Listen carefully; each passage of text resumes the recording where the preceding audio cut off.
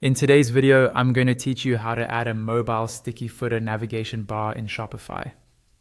We're going to walk through this step by step, and by the end, you'll have a navigation bar that stays fixed at the bottom of the screen when customers browse your store on mobile. This is really useful for keeping important links like home, shop, cart, or contact, always within easy reach for your visitors. First, go ahead and log into your Shopify admin. This is your main dashboard where you manage everything for your store. Once you're in, look over to the left-hand side of the screen. In that menu, find and click on Online Store, and then click on Themes. This is where all the design and layout settings for your storefront live. On the Themes page, look for your active theme, which should be clearly marked. Next to it, click on the option to edit the theme. This will open the theme editor, where you can visually customize your store. Inside the website editor, switch to the mobile view. You'll usually see icons at the top for desktop and mobile. Select the mobile icon so you can preview exactly how your changes will look on a phone. This is important because the sticky footer we're creating is specifically for mobile users.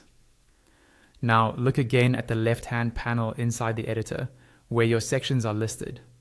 Scroll down to find the footer section and click on it. Within the footer settings, choose the option to add a new section. From the list of available sections, choose Custom Liquid. This section allows you to add custom code that will power your sticky navigation bar. Click on the new Custom Liquid section you just added, and in the text box provided, paste the liquid code shown in the video.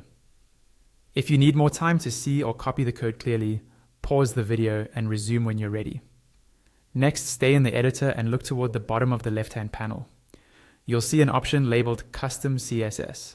Click that, and in the CSS text box, paste the CSS code shown in the video. Again, feel free to pause the video so you can carefully copy and check the code you're adding.